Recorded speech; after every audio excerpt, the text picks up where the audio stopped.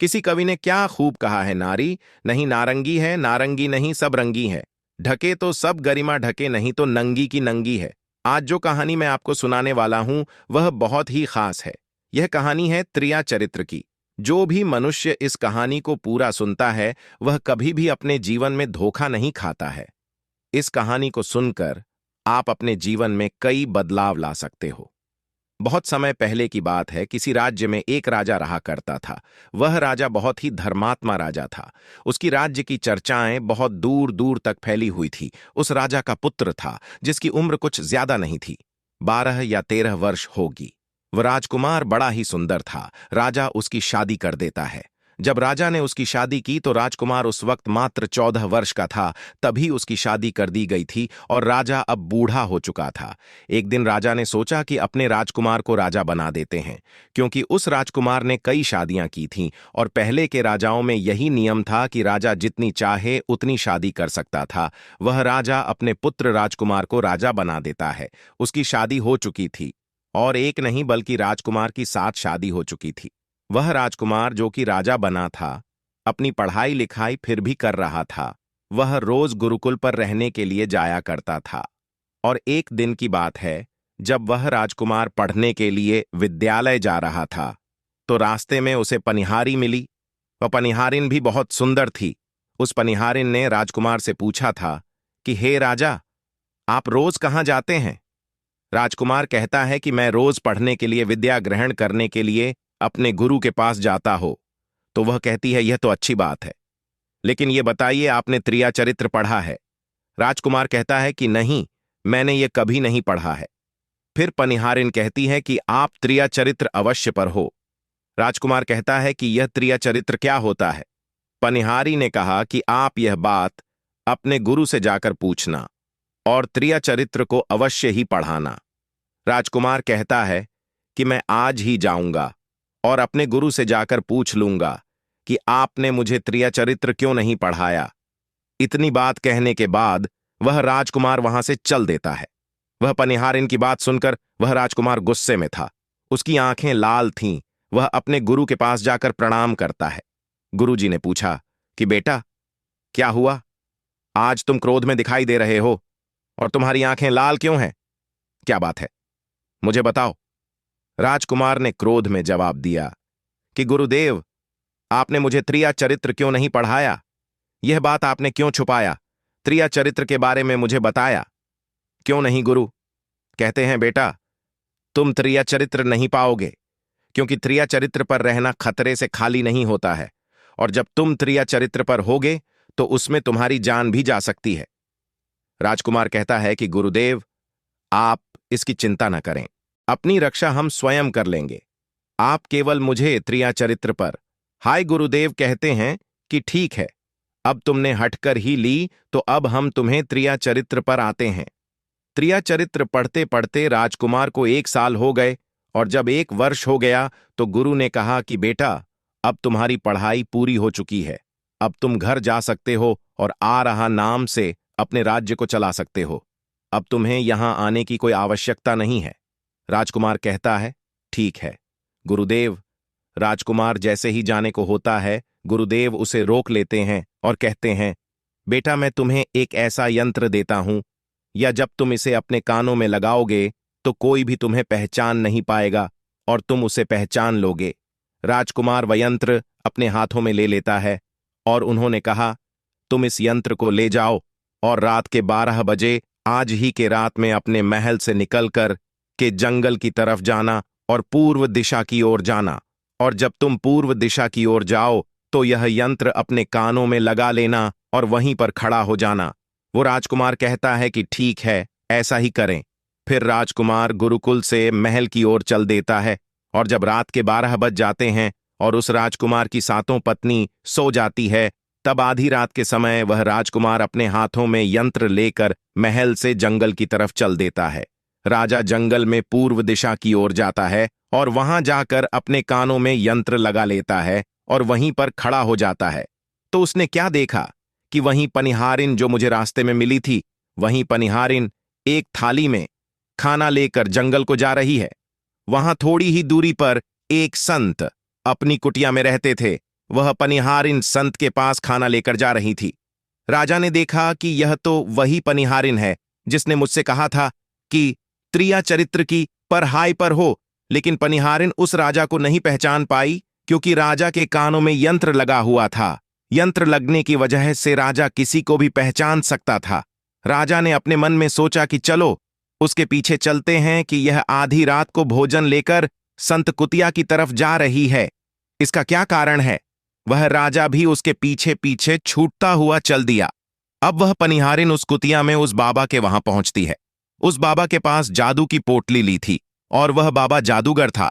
राजा पीछे पीछे गया और वह छुप करके देख रहा था कि वह पनिहारिन औरत को बाबा क्या करेंगे। बाबा ने पनिहारिन से कहा, अरे पनिहारिन, पहले तो मुझे ये बता कि आज आने में इतनी देर कैसे लग गई। हाथ जोड़कर पनिहारिन कहने लगी कि महात्मा जी, मेरा विवाह हो चुका है और मेरे पति मुझे ले जाने के लिए आए हैं। हमें लेकर कल चले जाएंगे, इसीलिए हमें उन्हें सुलझाने में थोड़ी देर लग गई और यहां आने में भी देर हो गई। जब यह बात साधु ने सुनी का विवाह हो चुका है और इसका पति से लेने आया है, तो साथ कहता है कि पनिहारिन, इसका मतलब है कि तुम अपने पति के साथ जाना चाहती हो, तो हमारे पास क्यों आई हो? पनिहारिन कहती है कि मैं आपके बिना नहीं रह सकती हूं, मैं आपके बिना नहीं जी सकती हूं।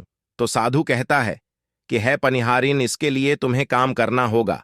साधु एक बड़ा सा चाकू निकलता है और पनिहारिन से कहता है कि ही पनिहारिन, जाओ अपने पति के गर्दन काट कर यहां लेकर आ जाओ।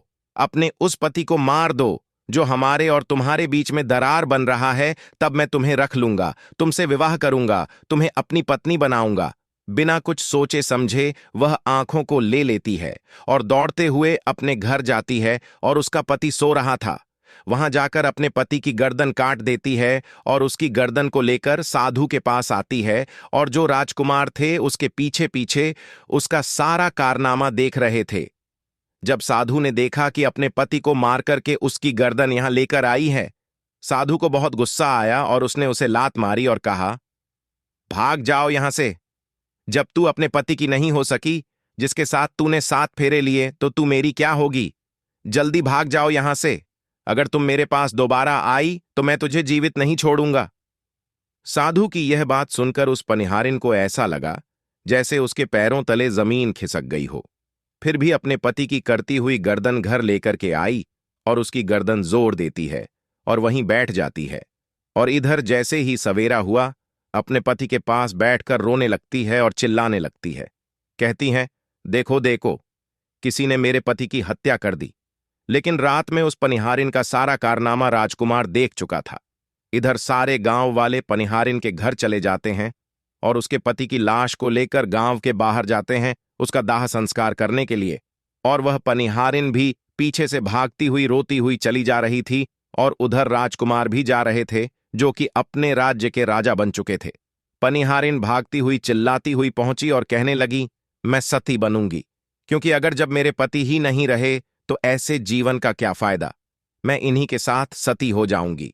राजा को उसकी बातें सुनकर हंसी आ जाती है और राजा कहता है, त्रिया चरित्र जाने न कोई और, खसम मेरी के हुए सती राजकुमार की यह बात और कोई तो नहीं समझ पाया, लेकिन वह पनिहारिन समझ जाती है। कहती हैं कि राजा साहब, आप हमारे ऊपर यह बात कह रहे हैं, लेकिन चलिए कोई बात नहीं, मैं सती हो जाऊंगी। लेकिन पनिहारिन जाते जाते कहती हैं, मैं तुम्हें एक बात बताती हूं। राजकुमार कहता है, क्या बताओ? पनिहारिन कहती हैं कि राजा साहब, आप जब चटाई पर बैठे तो चटाई को झाड़ कर बैठना। राजा कहता है कि यह पनिहारिन क्या कह रही है, मैं तो राजा हूं, मुझे चटाई पर बैठने की क्या आवश्यकता है? पनिहारिन कहती है कि नहीं, जब भी तुम्हें कोई नौबत आए चटाई पर बैठने की तो तुम चटाई को झाड़ कर बैठना। राजकुमार कहता है कि चलो ठीक है, अगर तुम कह रही हो तो मैं ऐसा ही करूंगा। और कहने के बाद वह अपने पति के साथ सती हो जाती है और राजकुमार उनका अंतिम संस्कार करवाकर अपने घर को आ जाते हैं। इसी तरीके से पूरा दिन व्यतीत हुआ और उधर जब दूसरी रात आई, अपने गुरु के कहने के अनुसार वही यंत्र काम में लगाया और पूर्व दिशा की ओर उसी स्थान पर जाकर खड़ा हो गया जहां पर पिछली रात खड़ा हुआ था। दूसरी रात को राजकुमार ने क्या देखा? उसकी 7 पत्नी आम भोजन की थाली अपने अपने हाथों में लेकर उसी साधु की कुटिया की तरफ जा रही है। जैसे ही राजा ने अपनी 7 पत्नियों को उस साधु की कुटिया की तरफ जाते हुए देखा, राजकुमार के पैरों तले जमीन खिसक गई।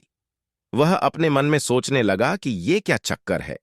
तभी उनमें से एक रानी राजकुमार को देख लेती है, लेकिन रानियों ने अपने पति राजकुमार को नहीं पहचान पाई, क्योंकि राजकुमार अपने कानों में यंत्र लगाए हुए थे। वह यंत्र लगाने की वजह से राजा को कोई पहचान नहीं पाता था। उनमें से एक रानी कहती है कि लड़की इतनी रात को यहां क्यों खड़ा है? हमारी थाली लेकर के उस कुतिया तक पहुंचा बिना कुछ सोचे समझे। राजकुमार ने वह खाली अपने हाथों में ले ली और अपनी रानियों के साथ कुटिया तक जाने लगा। जब साथ लिया और राजकुमार उस साधु की कुटिया में पहुंचते हैं, और राजकुमार कुछ भी नहीं बोल रहा था, क्योंकि राजकुमार देखना चाहता था कि हमारे प्यार में ऐसी क्या कमी है जो हमारी 7 रानियां इस साधु के पास आती हैं, और इस साधु के पास ऐसा क्या है जो हमारी 7 रानी अभी यहां आ रही हैं। भर राजकुमार छुपकर ये सब जानना चाहता था। इधर जब वह 7 रानियां राजकुमार को लेकर साधु के पास पहुंची, तो महात्मा राजकुमार को देखकर कहता है कि यह कौन है? तो 7 रानियां कहती हैं कि महात्मा जी, यह बालक हमें रास्ते में मिला, इसने हमारी सहायता की तो हम इसे अपने साथ लेकर आ गए। रानी कहती हैं कि एक काम करते हैं, इसे आज रात यहीं रहने देते हैं, कल सुबह होते ही यह चला जाएगा। उस साधु उनकी बातों को मान लेता है।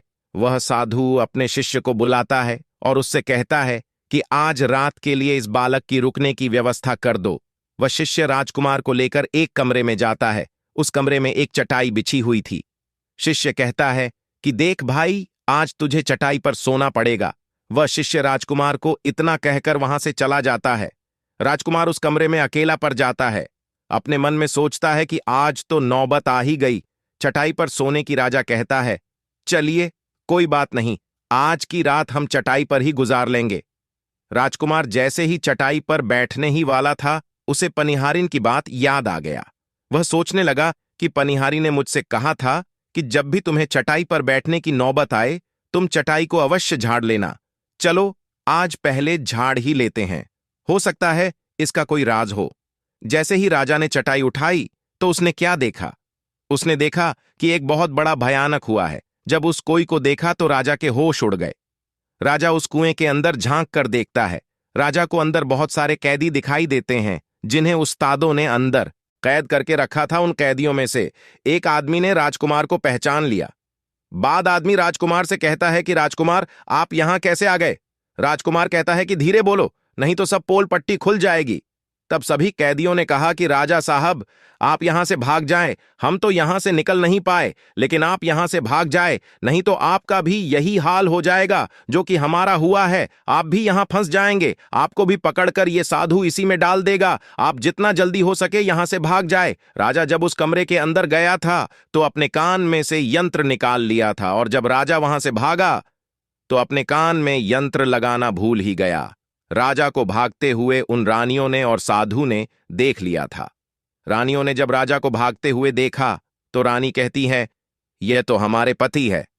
महात्मा से कहती है कि महात्मा जी, अब तो हमारी सारी पोल पट्टी खुल जाएगी। यह तो हमारे पति है और वह भागे जा रहे हैं। उन्होंने हमें यहां देख लिया है, अब हमारा क्या होगा?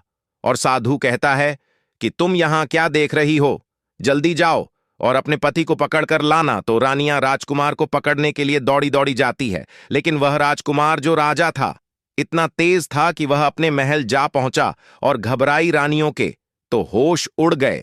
फिर वापस उसी बाबा के पास आती है और बाबा से कहती है कि महाराज, अब तो हमारे पति हमें जीवित नहीं छोड़ेंगे। हम जैसे ही घर जाएंगे वह हमारी जान ले लेंगे। महात्मा, आप हमें बचा लीजिए, इसका कोई उपाय कीजिए। तब जाकर वह साधु रानियों को एक जादुई कील देता है और कहता है कि जब तुम जाओ तो अपने पति को बहला फुसलाकर उसके माथे में यह जादुई कील घुसा देना, तुम्हारे पति को ढेर बना देगा और साथ मिलकर उसे मार देना। बस कहानी खत्म हो जाएगा और तुम 7 रानियों, बच्चा उठे, सब रानियां तैयार हो जाती हैं। वो 7 रानियां साधु की बात मान लेती हैं और जादुई की लेकर महल आती है। वह 7 रानियां आपस में विचार करती हैं कि राजा सबसे ज्यादा प्रेम सबसे छोटी वाली रानी को करते हैं, तो वह अच्छे रानियां मिलकर जादू वाला की छोटी रानी को दे देती है और कहती हैं, ये लो तुम्हारा काम है, तुम किसी भी तरह राजकुमार के सर में यह कील गाड़ देना। तो छोटी वाली रानी कहती है ठीक है, और छोटी वाली रानी वकील ले लेती है। जब राजा ने उन सातों रानियों को आते हुए देखा तो क्रोध में कहा कि पहले तुम यहीं रुको, पहले मुझे ये बताओ कि हमारे राज्य में और हमें ऐसी क्या कमी है कि तुम आधी रात को उस साधु के पास जाते हो, इसका क्या कारण है? पहले तो मुझे ये बताओ तो साथ हो। रानियां हाथ जोड़कर कहती हैं, महाराज हमें माफ कर दीजिए, हमें लगता है कि उस साधु बाबा ने हम पर कोई जादू टोना कर दिया था, इसीलिए हमसे ऐसी गलती हो गई, आइंदा ऐसी गलती हमसे कभी नहीं होगी। छोटी रानी की ऐसी बातें सुनकर राजा उनकी बातों को मान लेता है, क्योंकि वह राजा छोटी रानी से बहुत प्रेम करता था। वह राजा भी सोचने लगता है कि शायद उस बाबा ने ही इन पर कोई जादू टोना किया होगा, और अपनी सातों पत्नियों को माफ कर देता है और कहता है, ठीक है, तुम अपने कमरे में चली जाओ। सबसे छोटी रानी, जिस राजकुमार बहुत प्रेम करता था, वह राजकुमार को खाना खिलाती है और राजकुमार को सुला देती है। जब वह राजा सो गया तो वह छह रानियां भी वहीं आ जाती हैं। सबसे छोटी रानी जो थी वह जादुई कील निकालती है और राजा के सर में घुसा देती है। छोटी रानी ने कील जैसे हिट होगी। राजा पूरा तेजी से उठा, लेकिन इतने समय में वह ढेर बन चुका था। अब उस राजा में इतनी शक्ति नहीं थी कि उन प्राणियों से मुकाबला कर सके। वह सातों रानियां उस राजा को पकड़ने लगा। राजा फिर भी हिम्मत नहीं हारी और अपने महल की खिड़की से कूदकर राजा भागते भागते अपने गुरु के पास पहुंच गया और कहने लगा कि गुरु जी, मुझे माफ कीजिए, मेरी जान बचाई है, नहीं तो मैं महाराज जाऊंगा। गुरु कहते हैं कि बेटा, मैंने तुमसे कहा था कि तुम त्रिया चरित्र मत सीखो, इसमें जान भी जा सकती है। देखा इसका नतीजा? राजकुमार कहता है, गुरुदेव मुझे माफ कर दो और जल्दी मेरी जान बचा, नहीं तो मैं मारा जाऊंगा। मेरी पत्नी ने मेरे सर में जादुई कील ठोकी है, जिसकी वजह से मैं ढेर बन चुका हूं। गुरु ने जब ध्यान से देखा तो कहा कि यह वही कील है जो साधु ने दिया है, मैं तुम्हें अब नहीं बचा सकता। राजकुमार कहता है, नहीं गुरुदेव, ऐसा मत कहिए, मैं आपका शिष्य हूं, आपका कर्तव्य है मेरी जान बचाना है। तो आप गुरु कहते हैं कि है बेटा, मैं तुम्हें बचा तो नहीं सकता, लेकिन एक उपाय है। राजकुमार कहता है, क्या उपाय है गुरुदेव? गुरु कहते हैं कि हम तुम्हें टोटा बना देंगे, और जब हम तुम्हें टोटा बना देंगे तो तुम सुख राजा के राज्य में चले जाना और वहीं जाकर रहना, क्योंकि सुखवाद राज्य में वह साधु का जादू नहीं चलता है, और तुम्हें जब बहुत प्रेम करने वाली स्त्री मिलेगी तो तुम पुनः राजकुमार बन जाओगे। राजकुमार कहता है, ठीक है गुरुदेव, आप हमें टोटा बना दीजिए। तो वह गुरुदेव उसे टोटा बना देती है, और वह तोता बनने के बाद वहां से पूरा और सुखवाद राजा के राज्य में चला गया। जहां पर बहुत सारे तोता रहते थे वहीं जाकर रहने लगा, और सातों रानियों उस राजकुमार को खोज रही थी। जब राजकुमार नहीं मिला तो फिर से उस बाबा के पास जाती है और कहती हैं कि बाबा जी, वह रात को राजा भाग चुका है, आप अपनी पोटली निकालिए और देखें कि वह कहाँ है। तो वह महात्मा अपना पोटली खोलता है और देखने लगता है कि वह राजकुमार तोता बनकर के सुखबाद राजा के राज्य में रह रहा है। वह साधु ये सारी बात राह को बताता है। तो रानियां कहती हैं कि स्वामी अब क्या करें? वह साधु कहता है कि अब तुम अपने राजमहल में जाओ और जाकर की घोषणा कर दो कि जो भी तोता पकड़ करके लाएगा हम उसे 5 सोने के सिक्के देंगे। सातों रानियों अपने महल पहुंचते हैं और वहां पर घोषणा कर देती है कि सभी बहेलियां से कह दो कि जो भी तोता पकड़कर लाएगा हम उसे 5 सोने के सिक्के देंगे। उस राज्य के जितने बहेलियां थे वो तोता पकड़ने के लिए चारों तरफ घूमने लगते हैं, और जो भी तोता पकड़ते वह रानी के पास जाते और 5 सोने के सिक्के ले लेते थे और वहां से चले जाते, और वह 7 रानियां उस तोते को मार थी। ऐसे ही धीरे धीरे बहुत समय निकल गया, और वो राजकुमार जो टूटा बनकर जहां गया था वहां सारे तोता उसे बहुत अच्छी अच्छी बातें करता था, उन्हें बहुत ज्ञान की बातें बताता था। तो सारे तोता को लगा कि यह टूटा तो बहुत समझदार है, ये तोता तो बहुत अच्छी अच्छी बातें करता है, इसे हम अपना राजा बना लेते हैं, और सभी तोता मिलकर उसे राजा बना लेते हैं। राजकुमार सभी तीर्थों का राजा बन जाता है और वहीं छुपकर रहने लगता है। एक बहेलिया टूटा पकड़ते पकड़ते सुख राजा के राज में पहुंच जाता है, और वह उसी पेड़ के पास पहुंच जाता है जहां पर वह राजकुमार तोता बनकर छुपकर रहता था। जब उस बहेलिये ने इतनी सारी तोते को देखा तो अपने मन में सोचा कि अगर हम इतने सारे टूटे पकड़कर रानी के पास ले जाएंगे तो हमें बहुत सारी सोने के सिक्के मिल जाएंगे। लेकिन वह बहेलियां सोचना है कि हम इतने सारे तोतों को पकड़ेंगे कैसे। तो जैसे ही सुबह हुई उस पर से सारे तोता कर दाना पानी के लिए बाहर चले जाते हैं, और इधर बहेलिया चाकू से पैर पर चारों तरफ कट लगा देता है, जिससे कि पैर से बहुत सारे गोल्डन निकल जाते हैं। पेड़ के चारों तरफ ही गोल्ड हो जाते हैं। जो लोग गोल्ड के बारे में नहीं जानते हैं, मैं उन्हें बता दूं, उनकी हर पैर पर एक प्राकृतिक गोल्ड निकलता है, जिसे हम कुछ भी चिपका सकते हैं। तो दोस्तों, अब बहेलिया सोचता है कि जब भी वह सारे तोते आएंगे, इस पैर पर बैठेंगे, वह सभी इस पैर में चिपक जाएंगे और मैं आसानी से उन्हें लेकर चला जाऊंगा। बहेलिया वहीं छिप करके देखने लगा, और जब शाम हुई, सारे तोता वापस आए और वह तोता जैसे ही पैर पर बैठे, सभी का पैर उस गोद में गया, क्योंकि पूरे पैर में गोल्ड ही गूंज लगा हुआ था। अब तो सारे तोते परेशान हो गए। उनमें राजकुमार, जो अभी टोटा बना हुआ था, वह भी चिपक गया था।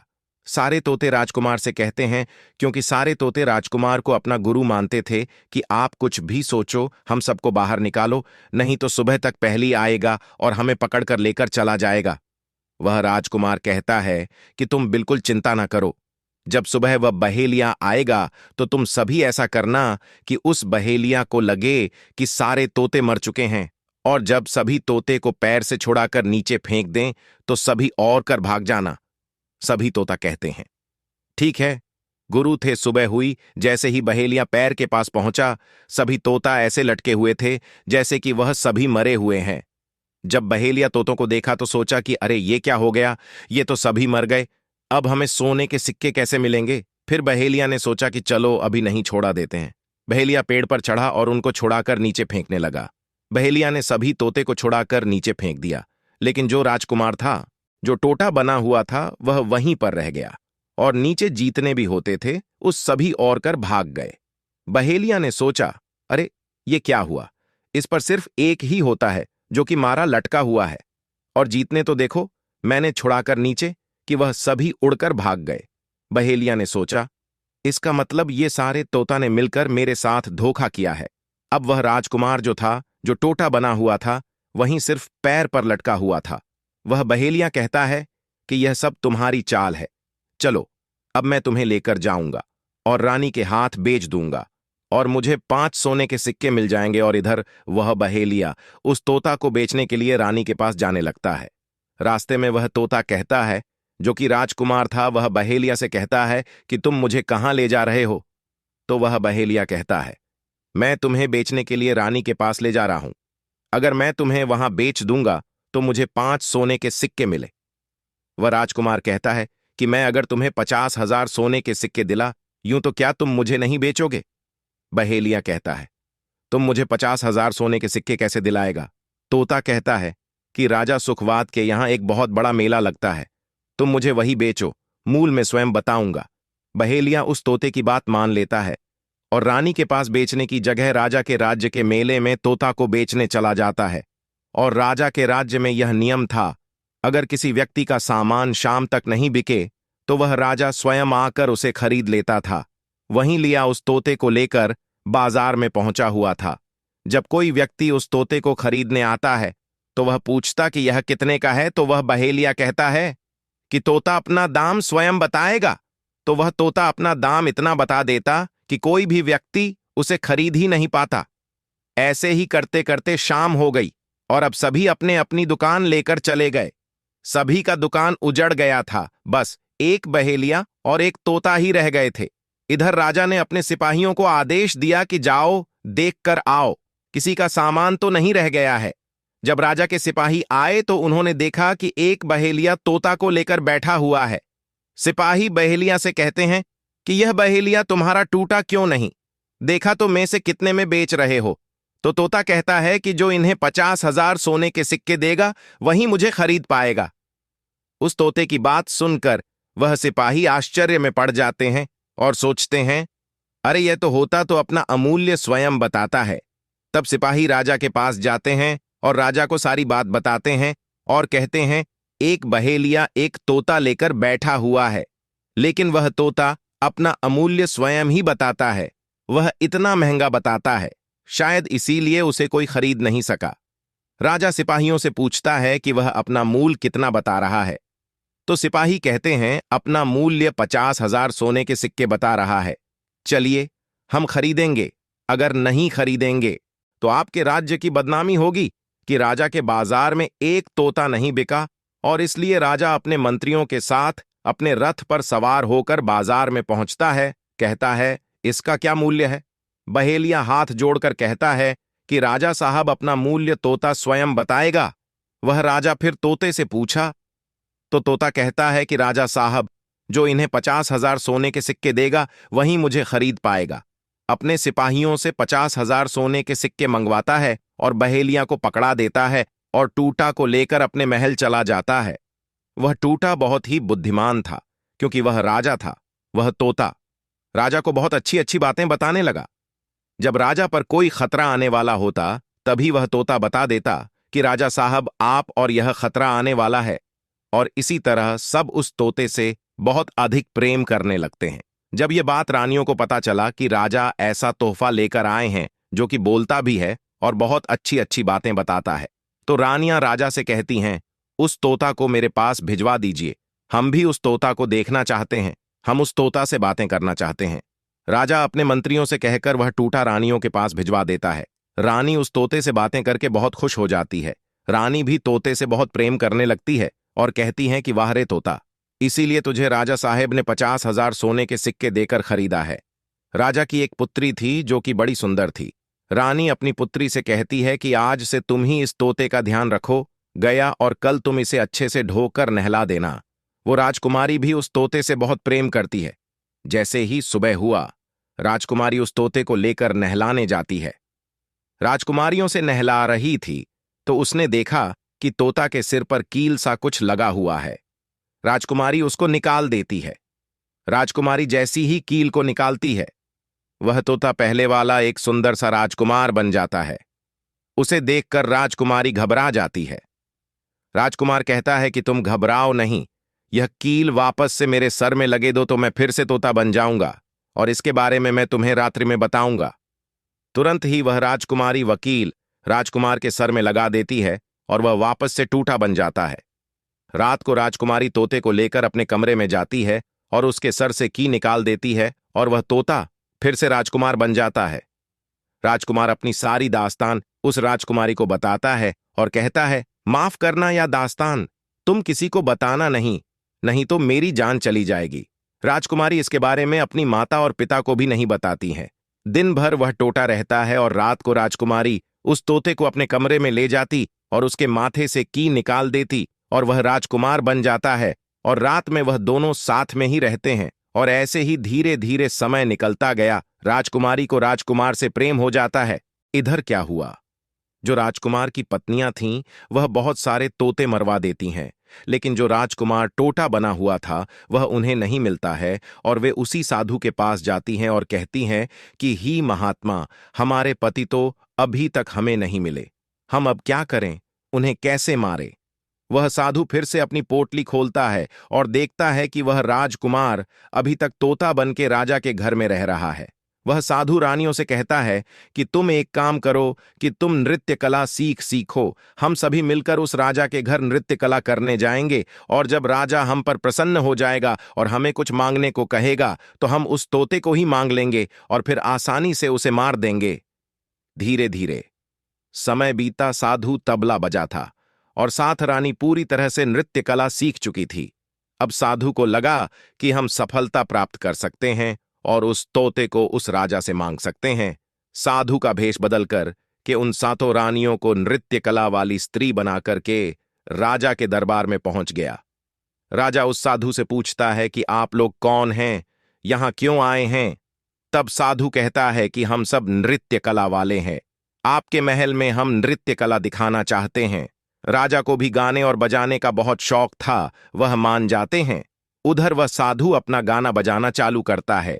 जब उनकी गाने बजाने की आवाज टूटा के कानों में पहुंची तो तोता समझ गया कि वह साधु हमारी सातों रानियों को लेकर भेष बदलकर यहां पर आ गया है, अब हमारी जान नहीं बचेगा। लेकिन जब राजकुमारी उस तोते को लेकर अपने कमरे में जाती है, उस तोते के सर से कील निकालती है और वह तोता राजकुमार बन जाता है और वह राजकुमार सारी बातें उस राजकुमारी को बताता है।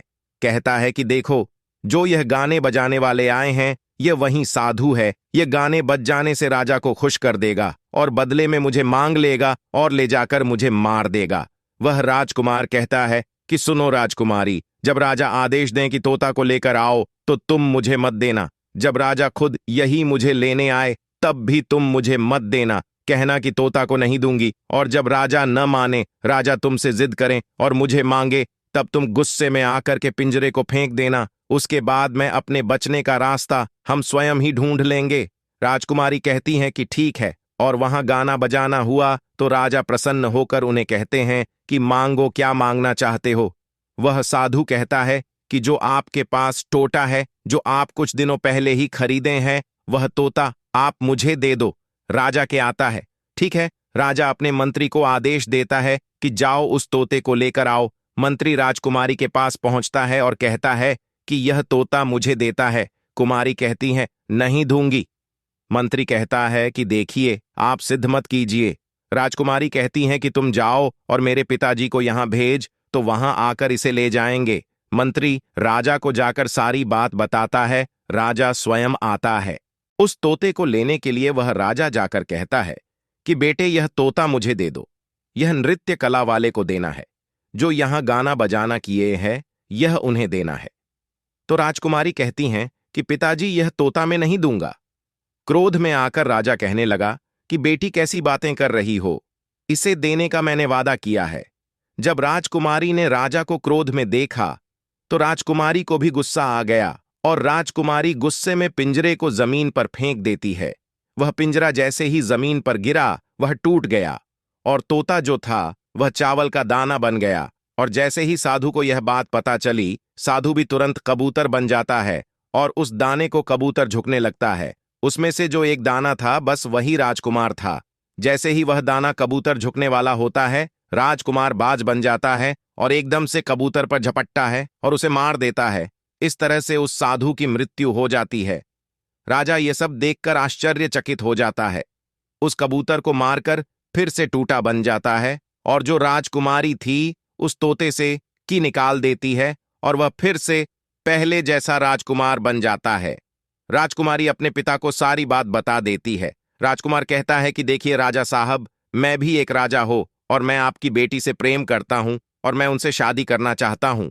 वह राजा अपनी पुत्री से पूछता है कि बेटी, क्या तुम इससे शादी करना चाहती हो? तो राजकुमारी कहती हैं कि पिताजी में से प्रेम करती हूं। और फिर राजकुमार उस राजा की पुत्री से विवाह करके अपने महल जाता है और जो उनके साथ पत्नियां थीं उनको पकड़कर बंदी गृह में बंद करवा देता है और राजकुमार खुशी खुशी उस राजकुमारी के साथ रहने लगता है। दोस्तों, जब कोई स्त्री कभी कभी किसी परिस्थिति में चतुराई या चालाकी दिखाते हैं या दूसरों को बेवकूफ मानते हुए कोई अभिनय ढोंग पाखंड करती है, तो इसे ही त्रिया चरित्र कहते हैं, जिसे पढ़ने के बाद राजा को अपनी जान बचाने के लिए क्या क्या नहीं करना पड़ा, क्योंकि राजा को स्त्री के एंट्री चरित्र की पूरी जानकारी हो चुकी थी कि कैसे जब एक स्त्री को अपना स्वार्थ दिखने लगता है तो वह अपने लोगों को भी बेवकूफ बनाकर अपना स्वार्थ को पूरा करती है और उसके साथ रहने वाले लोगों को इसके बारे में भनक तक नहीं लगता कि यह स्त्री त्रिया चरित्र की खेल कर रही है। दोस्तों, आज के टाइम में हर दूसरा लोग चरित्र कर रहा है जिसके अंदर थोड़ा सा भी स्वार्थ है।